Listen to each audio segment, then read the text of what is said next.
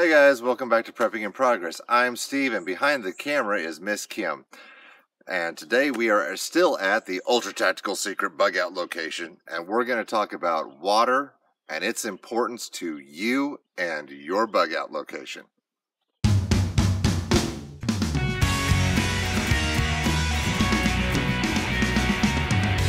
So this morning, the water at the place has slowed to a trickle. Now we're on spring water with a system of gravity fed. There we go. Thank you.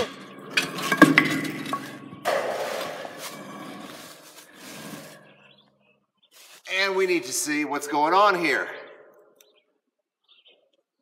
Now, this is about a 1,000-gallon tank, I believe, buried into the hill. And it actually has two tanks set up. It's a cascading system, spring to the first tank. The overflow from the first tank comes down to this one, then down the hill to the retreat. So, if our pressure drops, we need to know why. And it would appear that the answer to that question is the tank is empty. Now, give me 1 second. I'm going to put my head down in here and see if it's still flowing in.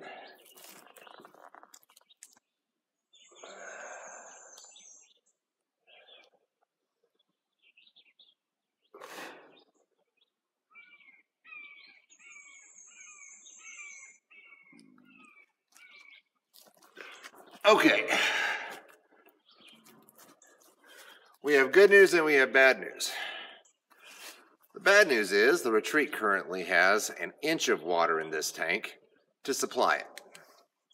The good news is it's still coming in off of the overflow, which means that the tank up above is full and we've just been using more than we thought. So, we are going to climb up the hill and we are going to check the spring, make sure that the intake is clear. But let's talk about water for your location. Many of us look at the ability to either put in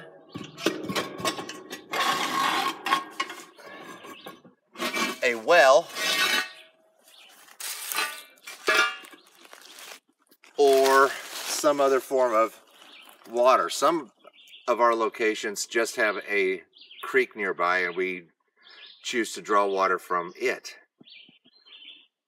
Me personally, I believe in getting a property that has a natural spring on it that you can tap. So let's take a walk on up the hill and see what we can see. Okay guys, as we're walking, there's an easy way to find most people's springs. A line. This is a simple pipeline. It rarely freezes during the winter because the water's always flowing.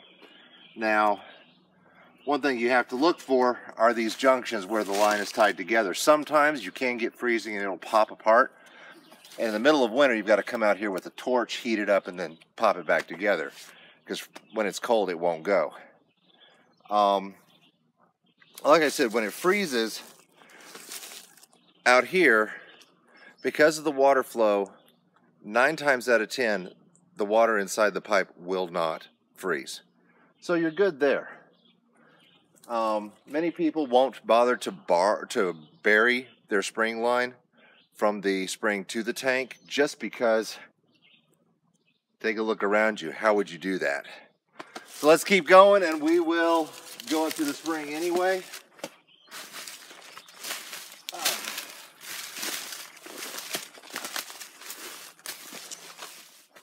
Now, some things to keep in mind when laying out a spring line like this is deer. They travel the mountain, this is their highway, and they can snag a foot and pull a line apart. So far, this line is intact. Now, originally, The spring box over here was attached directly to the line.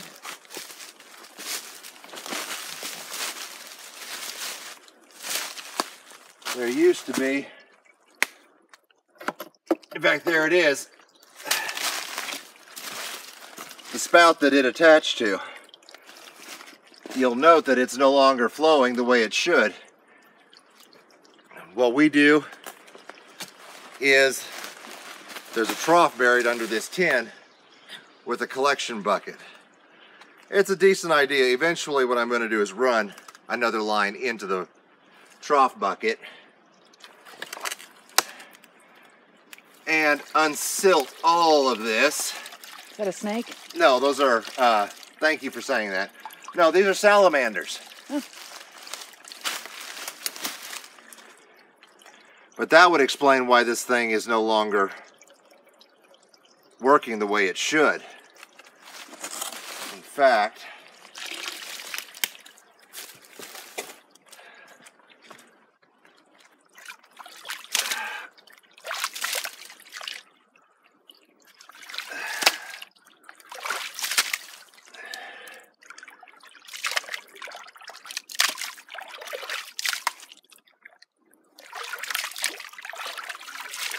Spring maintenance.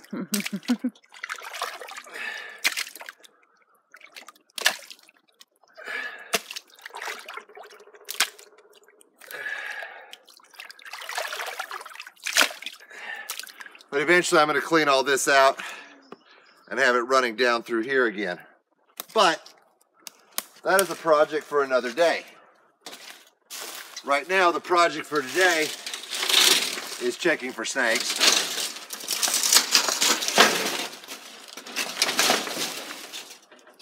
Very, very carefully. Frogs. Snakes, frogs, everything, we're good.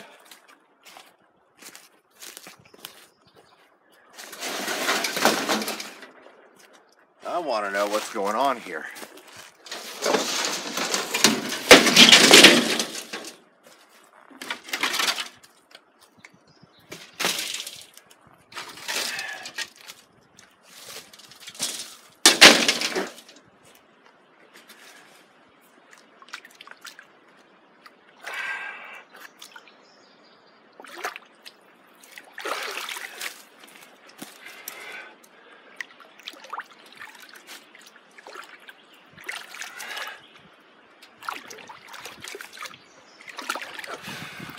Springs don't maintain themselves. No, ma'am.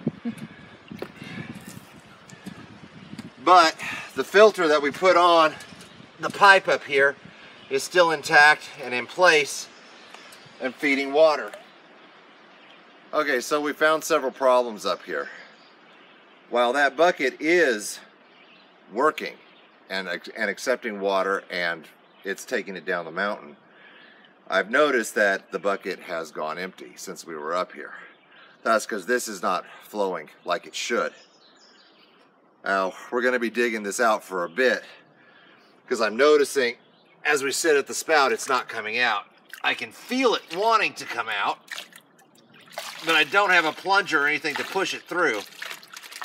So I'm going to have to clean out and rely on water weight.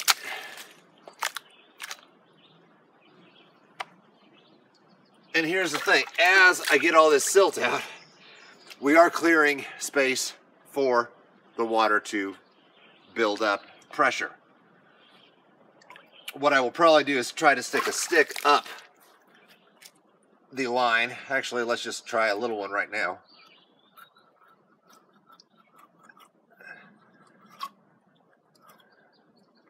See what we can get. Well, it's thinking about it. Not very hard, but it is thinking about it. Try a bigger one.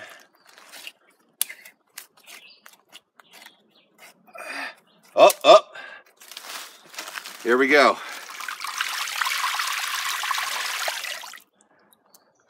And it stopped.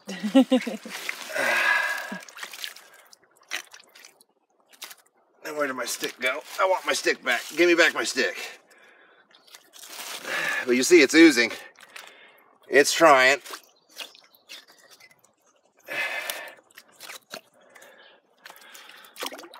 These are some of the things you've got to worry about if you have a homestead.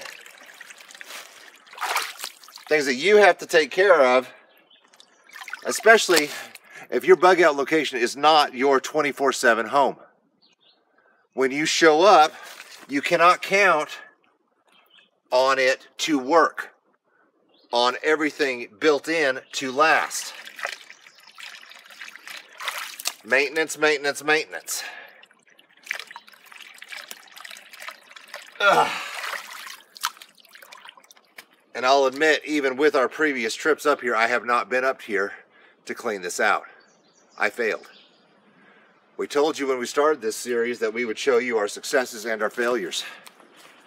Ladies and gentlemen, all of this that I'm digging out is my failure.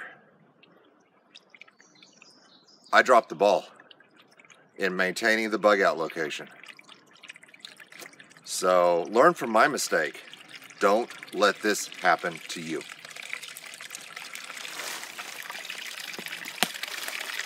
That's starting to fill up at the top anyway. It's trying to push through the bottom.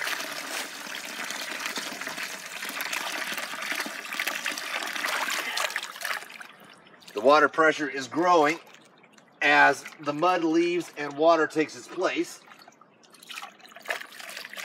Ugh.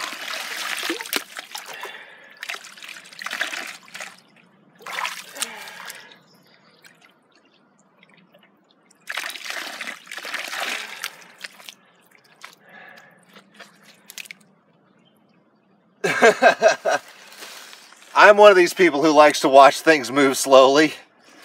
That is cool to me as it slowly comes.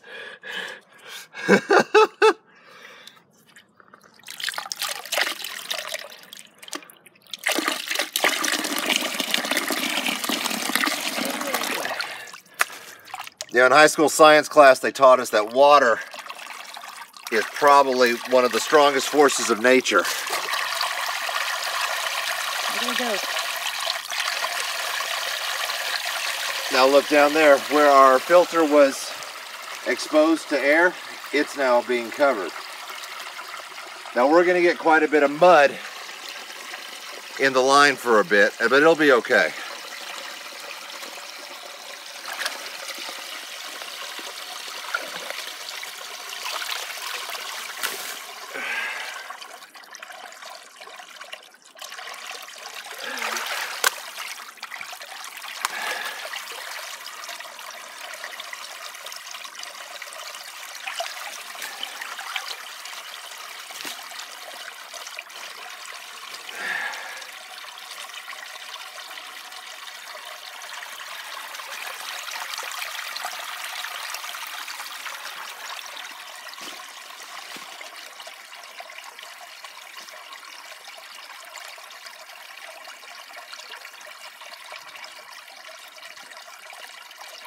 And yes, this thing is going to empty out for a bit, and then it's going to refill. Ugh.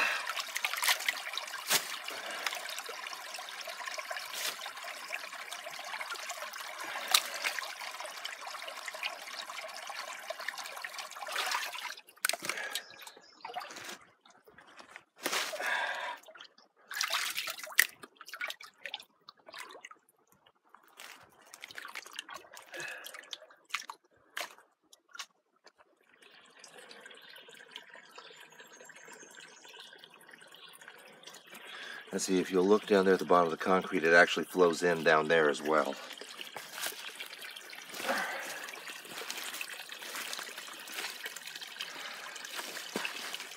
What we're going to do here is we're going to move this rock right there.